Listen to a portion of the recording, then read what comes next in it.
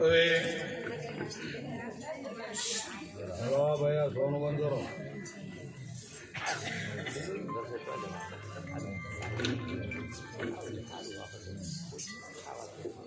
આપણું જે મંડળ છે, આપણો જે શિરસ્તો છે બાપુનો,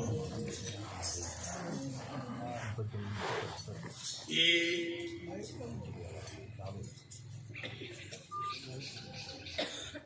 સારું છે. પ્રથા ભજન કીર્તન કરવાનું ને આનંદ કરી લેવાનો,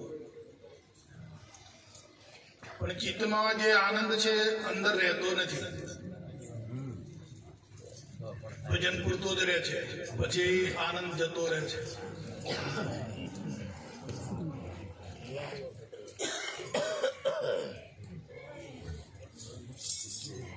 કેમ?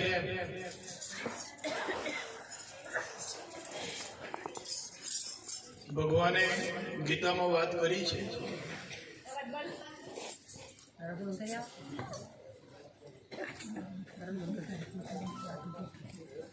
ઉઠ બે ના કરો. જયારે સત્સંગ ચાલતો હોય ત્યારે કોઈ વાત ઉઠ બેસ નહીં કરવા.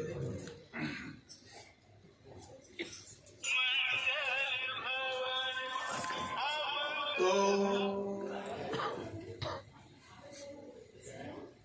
ગીતામાં ભગવાને કીધું છે,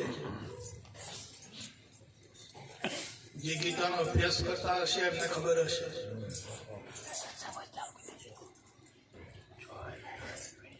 અનાદિકાળથી મારી બે શક્તિઓ છે.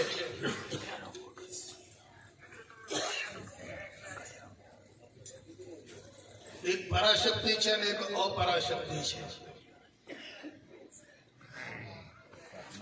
હવે અપરા છે એ જડ છે અને પરા છે ચેતન છે. આવો વિભાગ પાડેલો છે.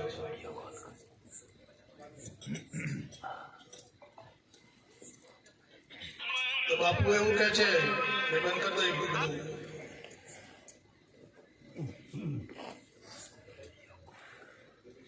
બાપુ એવું કે છે કે પરા છે વિદ્યા છે અને અપરા છે અવિદ્યા છે.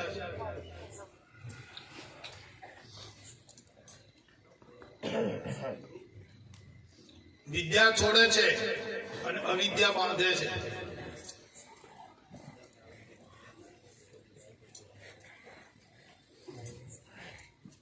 સમજજો બરાબર.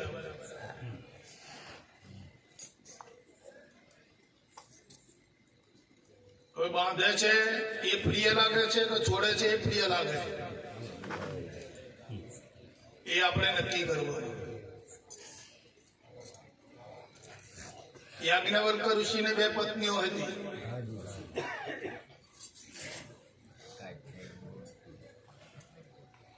તો એમને સંન્યસ્ત લેવાનો વિચાર કર્યો અને બંને પત્નીઓને બોલાવી કે અમારી જે ભૌતિક સંપત્તિ છે એ બંનેને હરખા ભાગે વેચાલો, તો બેઓને ઝઘડે નહીં પાછળથી. બેઓને બોલાવી વાત કરી કે ભાઈ આ જે આપણી ભૌતિક સંપત્તિ છે એને તમે બે હરખા ભાગે વેચી લઈએ. બે જે પત્નીઓ હતી એમાં એકનું નામ મૈત્રી હતી અને બીજીનું નામ કાત્યાયની. એટલે મૈત્રીએ પૂછ્યું કે બાપુ તકા, તમારી જે ભૌતિક સંપત્તિ છે એ મને મોતના મુખમાંથી બચાવે ખરી?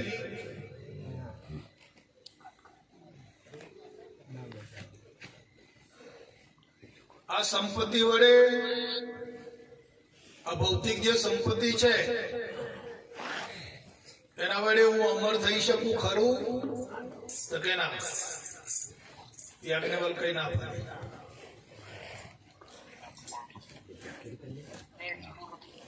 ભૌતિક જે સંપત્તિ છે તમને મોતના મુખમાંથી છોડાવશે નહીં.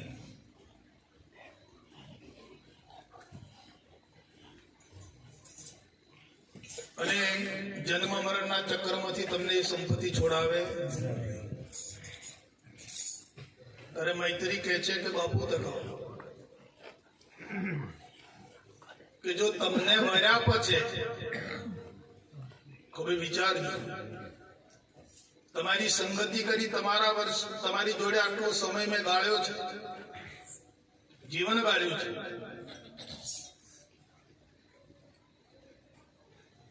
અને જો મારા માટે જન્મ મરણ જો ઉભું રહેતું હોય તો એવી આ સંપત્તિને લઈને હું શું કરું? મને એવી સંપત્તિ આપો કે આ જન્મ મરણના દુઃખમાંથી હું છૂટી જાઉં અને અમરપણું મેળવી લઉં અને સુખી થાઉં. મને શાંતિ પ્રદાન થાય, મને સુખ પ્રાપ્ત થાય. ભૌતિકતામાં સુખ છે,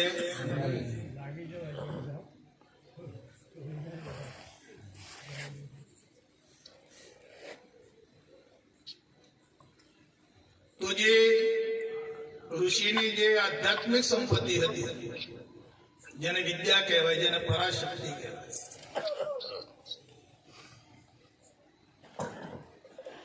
આધ્યાત્મિક સંપત્તિ અને આ ભૌતિક સંપત્તિ, તો ભૌતિક સંપત્તિના વારસદાર કાત્યાયને બનાવી અને આધ્યાત્મિક સંપત્તિના વારસદાર મૈત્રી બની.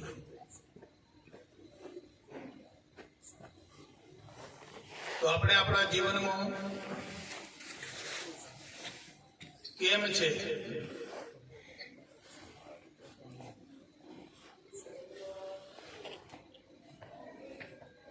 આપણે આ જીવનું કલ્યાણ કરવું છે કે નથી કરવું?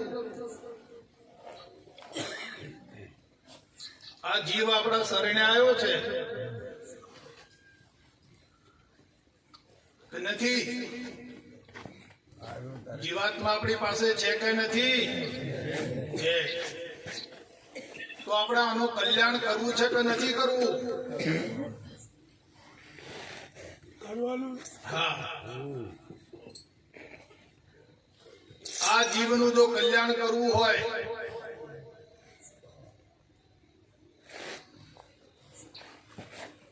તો આધ્યાત્મિક સંપત્તિના વારસદાર બનો. આધ્યાત્મિક સંપત્તિ જે છે ને એ ભેગી કરો. ભૌતિક સંપત્તિ ગમે એટલી ભેગી કરીશું વાલા, એ મોતના મુખમાંથી બચાવશે. એ સંપત્તિની તાકાત નથી કે તમને ભગવાનના દ્વારે લઈ જાય. ભૌતિક સંપત્તિ તમે ગમે એટલી ભેગી કરો,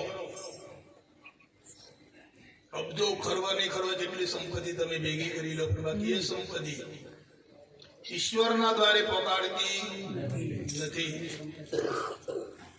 ઈશ્વરના દ્વારે સર્વશાસ્ત્રોનો, સંતોનો નિચોડ તમને વાત કરું છું, અને આપણા બાપુએ પણ આ વાત કરી છે.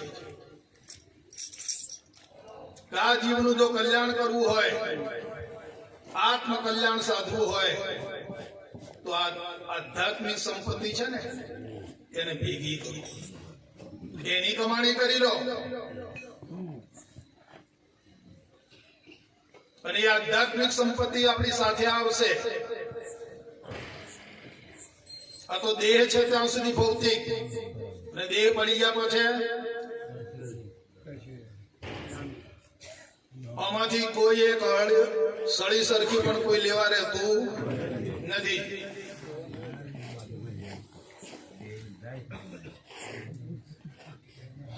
અને આધ્યાત્મિક સંપત્તિ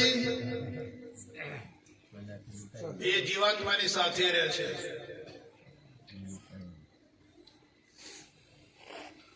અને જીવાત્માનું કલ્યાણ કરે છે. ભગવાનના દ્વારે આધ્યાત્મિક સંપત્તિ પહોંચાડે છે. આપણે ક્યાં લાગ્યા છીએ? કયું ભેગું કરીએ છીએ આપણે?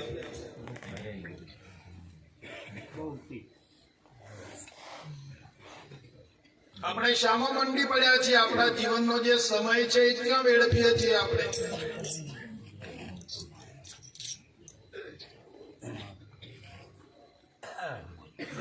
જોઈએ, ભૌતિક સંપત્તિની પણ જરૂર છે જીવન જીવવા માટે,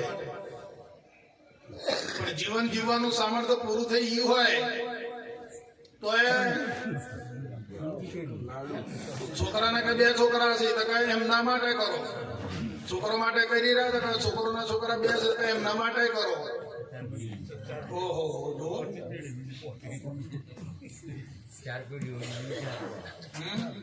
જોઈ દો આપણો અંધાપો, દો આપણું અજ્ઞાન જોઈ લો વાલા, આપણા હૃદયને ખોલો.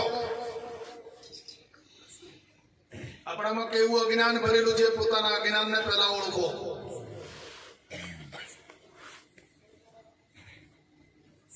મહાપુરુષો શું કહે છે, સંતો શું કહે છે, આ મનુષ્ય જન્મનો મર્મ શું છે?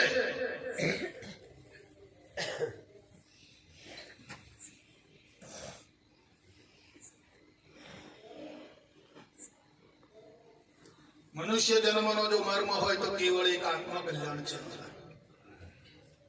પરમાત્માની કૃપાથી, એની દયાથી આપણે મનુષ્ય જન્મ મળ્યો છે આપણને, અને એમાં તે ભારત વર્ષમાં મળ્યો છે, અને એમાં વળી પાછો ગુજરાતમાં મળ્યો છે. ભરતખંડ જેવો કોઈ ખંડ નથી, અને એમાં પાછું ગુજરાત છે, અને એમાં આપણે આયા છીએ.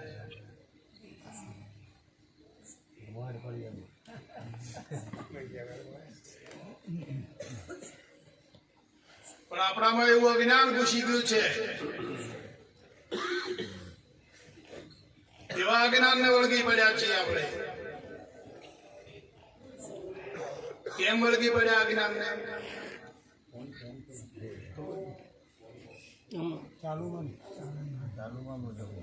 હમણાં જપો ભાઈ, હવે બ્રેક મારી.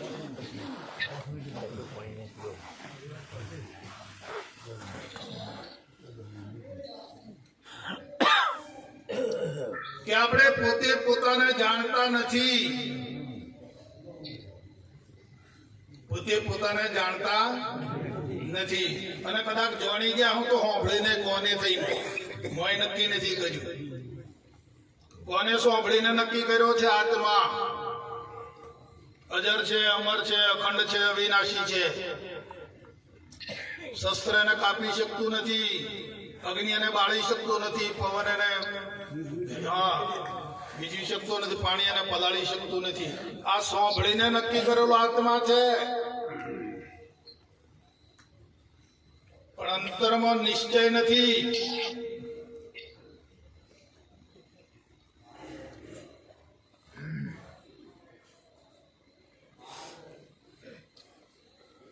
માનવ દેહ તો આત્મદર્શન માટે છે સાહેબ. મનુષ્ય જન્મ જે છે ને એ તો કેવળ ને કેવળ આત્મદર્શન માટે છે. ગમે તેમ કરીને, કોઈ મહાપુરુષનો યોગ કરીને, શાસ્ત્રોનો નિચોડ કરીને, સત્સંગ કરીને પોતાને પોતાના આત્માને પ્રાપ્ત કરી દેવાના.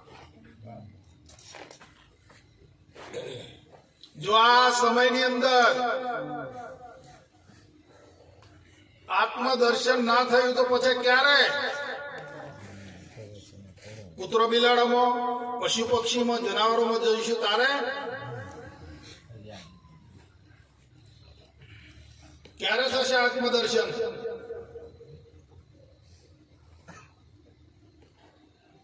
આત્મદર્શન કરવાનો મોકો આવ્યો છે. આત્મદર્શન કરી આત્માને ભજન કરો, આત્માની ભક્તિ કરો, આત્માની પૂજા કરો, આત્માની સેવા કરો, અને પરમાત્માને પામી દો. આત્માની ભક્તિ કરશો, આત્માનું પૂજન કરશો, આત્મ નિવેદન કરશો તો પરમાત્મા પ્રાપ્ત થશે. બાકી દેહથી તમે ગમે એટલું કાર્ય કરશો તો પામી શકાશે નહીં. જપ કરો કે તપ કરો કે વ્રત કરો કે નિયમો રાખો, અધ્યયન કરો, ગમે એટલું વાંચન કરો, મંથન કરો, એ પામી શકાય એવું નથી. કૃષ્ણ ભગવાને અર્જુનને કીધું કે અર્જુન, આજે હું તને જે જ્ઞાન આપું છું એનો ભેદ જો તારે સમજવો હોય તો કોઈક સત્વદર્શી જ્ઞાની પુરુષ પાસે પહોંચી જાય, એ તને ભેદ બતાવશે. તું તારે મને પામીશ. આ ગીતામાં લખ્યું છે.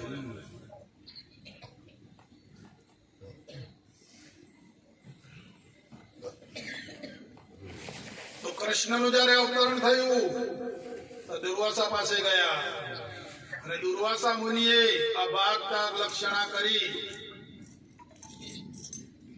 નામરૂપને બાદ કરીને અને પોતાનું જે ચેતન તત્વ છે, આત્મ તત્વ છે, એનો અનુભવ કરાયો છે. રામનું જયારે અવતરણ થયું તો વશિષ્ઠ મુનિ પાસે ગયા.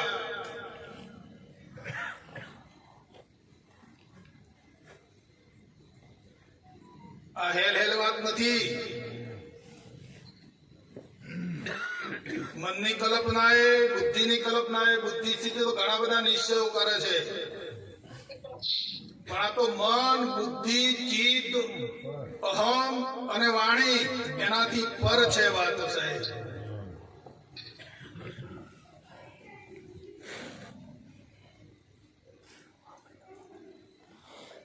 અહીંયા બાપુ કે છે કે તમે તમારી મેળે બોલો છો કે તમને કોઈ બોલાવનાર છે?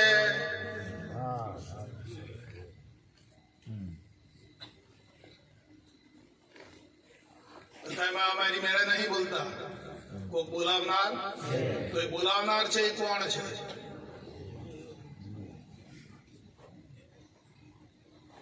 એ અનુભવ પ્રાપ્ત કરો વાલા.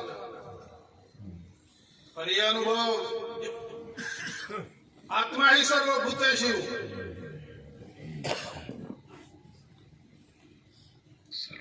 તમામ પદાર્થોની અંદર, અણુની અંદર વ્યાપક આત્મ તત્વ વ્યાપક છે. તો આપણને દર્શન થાય છે એનું.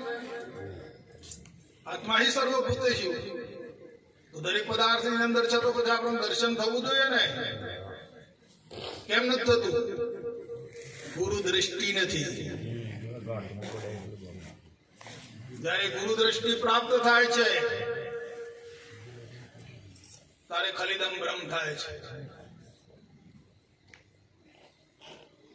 પછી વશિષ્ઠ રામને કહે છે કે હે રામ, આ જગત નથી, આ તો જગદીશ છે. પણ ક્યારે દિવ્ય દ્રષ્ટિ ખુલે તો? આ દ્રષ્ટિથી જોવા તો ઘણો પ્રયત્ન કરે છે જગત, પણ સાહેબ મેળ પડતો નથી.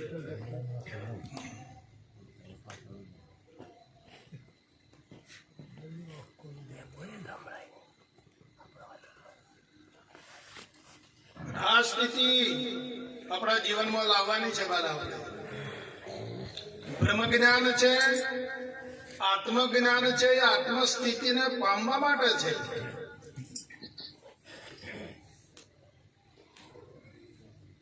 તો આપણા અંતરમાં પૂછો કે આપણે આત્મસ્થિતિને પામ્યા ખરા? આત્મજ્ઞાન એટલા માટે છે, આત્મસ્થિતિને પ્રાપ્ત કરવા માટે. બ્રહ્મ જ્ઞાન એટલા માટે છે, બ્રહ્મ સ્થિતિને પામવા માટે છે. હા,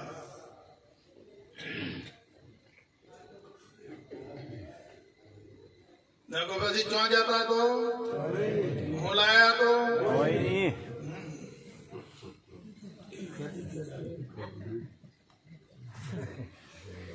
જયારે છેલ્લા શ્વાસ હશે, છેલ્લો શ્વાસ, મોડો શ્વાસ ચાલશે, કેમ કે દોરી શ્વાસની તૂટે છે, ગતિ શ્વાસની ધીમી પડે છે.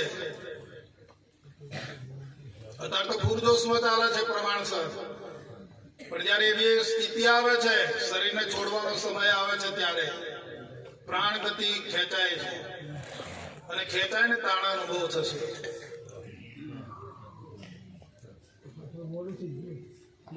અને ત્યારે પછી મોડું થઈ ગયેલું હશે. જયારે શ્વાસની ગતિ ખેંચાશે ને ત્યારે અનુભવ થશે કે અરે મારે જે કરવાનું હતું એ મેં ના કર્યું.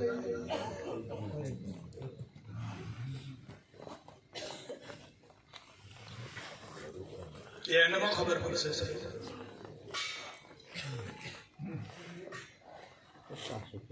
બેટા આજનો જે પ્રોગ્રામ જડીમાના નિમિત્તથી રાખવામાં આવ્યો અને આપ બધા જે દૂર દૂરથી હરિભક્તો જે તારી પધાર્યા છો, આ સત્સંગનો અને ભજનનો લાવો જે લઈ રહ્યા છો, એ ખરેખર જડીબાનો પ્રતાપ છે. એ આત્માએ સૂચવન કર્યું છે. આત્મા તો પ્રગટ છે. આત્માની જે પ્રેરણા શક્તિ છે એ તો મોજૂદ છે વાલા. ભલે દેહ નથી રહેતો, બાકી આત્માની પ્રેરણા શક્તિ સદંતર વહેતી છે. એ કદી નાશ થતી. તેમના પરિવારજનોને એ પ્રેરણા શક્તિ પ્રેરણા કરી કે તમે આવું કરો. તો એ આ રીતે પ્રોગ્રામનું આયોજન કર્યું અને એનો લાવો આપણે બધાએ લીધો છે. બોલો સદગુરુ.